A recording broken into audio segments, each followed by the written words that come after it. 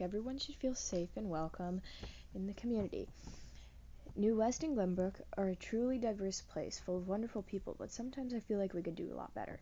Stuff like sexism, racism, queerphobia, and much more has pushed the community apart, and lots of people know that things must change. So we need everyone in the community to recognize that we need to help the community of New West and not push everyone away. Canada has lots of bad history that may have focused on or ignored, and lots of people say that the past is in the past and we have to look to the future. But how do we look at the future when we're still staring at the past? Yes, Canada has gotten a lot better, but if you really think about it, we have not changed our behavior. It is like a mirror reflecting the past. It might look backwards at first, but you are always looking at the same thing. So that thing is racism, sexism, and queerphobia, and a lot more. Therefore, as I said, people think that the world is fixed, but really they are just looking at it backwards. In Canada, there are multiple residential schools. What residential schools would do is they would take Indigenous children away from their homes. These children did not have a choice and were forced to go to these residential schools. When these kids went to these schools, they were not treated well. Really, they were not treated at all. The Indigenous kids at that point were tortured, abused, and a lot more torment was involved. I hope that all of Canada knows about this, because they better. And although the last residential school closed 1984, it doesn't mean that racism left when it closed, or even just racism for the Indigenous people. One thing is I don't think that a lot of people realized how much torture these children had to go through, though, until May 28th, 2021, the day that the Indigenous community in British Columbia announced that they have located 215 unmarked graves at the now closed Kamloops Indian Residential School. That is when people saw the actual torture these kids had gone through. People in schools started to teach more about it, and so more kids learned about these residential schools. Now, racism isn't the only form of discrimination that still exists till this day. Sexism and gender equality, this is a form of discrimination that also has some sad and horrifying stories to it. And it's a part of our past, and it is now in the present.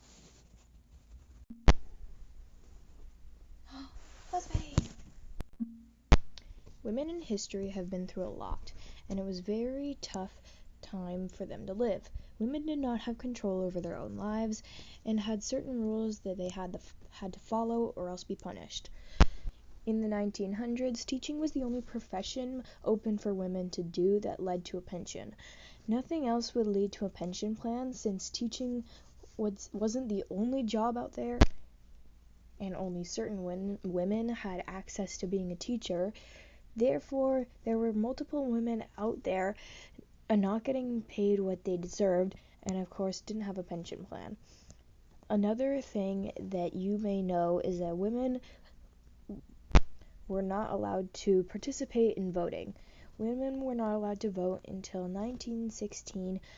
On January 29th, Manitoba was the first province in Canada to extend the women's rights to vote and run in provincial elections. Sexism is also a form of sexual assault.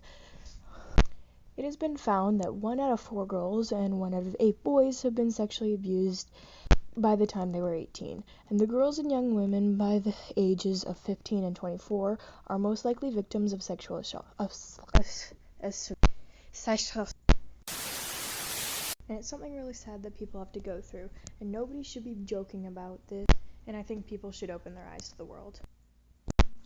In the world, there has been a lot of queerphobia. This is something you can still find today. Although it might not seem like it at first, that is not the case.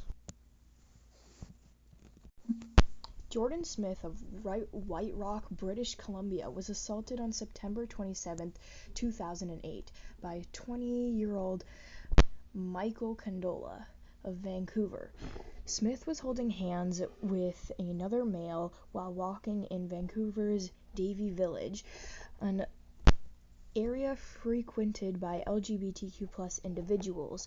When Condola started following the pair with 4 or 5 of his friends and began shouting anti-gay obscenities towards the gay pair, Condola confronted the two and punched Smith on the side of his head, knocking him unconscious. Today, queerphobia can be pretty much anywhere, sadly, though nowadays it can be used for stupid reasons. Some young kids are taught that gay is a bad word, so they grow up thinking that. Queerphobia could happen in school, at home, or even on the ice of a hockey arena. Before the 2022/2023 season, the NHL banned any use of Pride tape and any Pride adjacent gear to be used in game. This would be met with a fine or further punishment by the NHL. After the backlash the NHL received, the NHL would unban Pride tape, although the theme nights and jerseys remain banned. Though the refusal of players representing the LGBTQ plus community last season is where the ban arose from, it is not the only community affected by this. This ban also covers theme nights such as Hispanic Heritage, Native American Heritage, and Military Appreciation Night, and much more. Not only did these nights give cultures well-earned respect and appreciation, but many jerseys were designed by local artists who are a part of these communities. What I've just explained to you, this is an example of the past and present. Example number 1 would be the past example of the subject, and example number 2 would be the present example of the subject. These two examples demonstrate how racism, sexism, and queerphobia still exist to this day, and have been happening from all the way from our past to our present. The thing is, though, is these 3 examples of discrimination are things that people experience in their daily lives. Therefore, us as human